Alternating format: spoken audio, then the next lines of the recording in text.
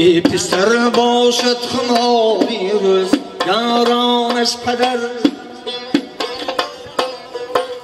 ابتدای روزی نکو وقت خندانش پدر. ای پسر باشد خماری روز یارانش پدر،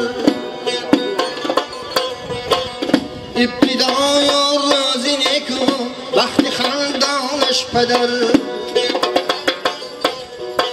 چشمه روح روان و نور وجدانش پدر،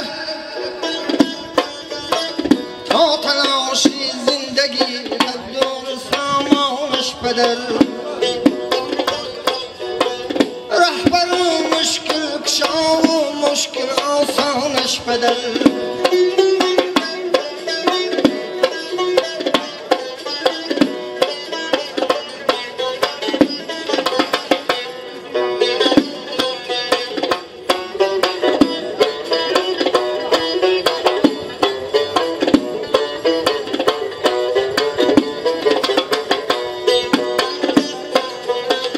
نور چشمش خم مخور و هر نفس آبیای تو،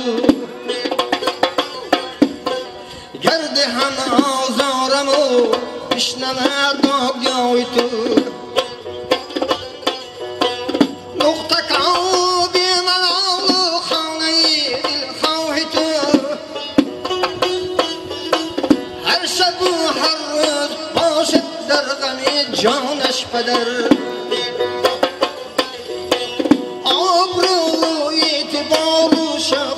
شانش پدر.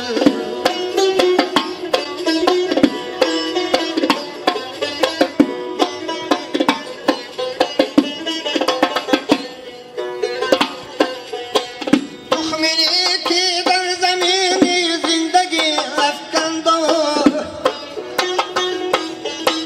زان سبب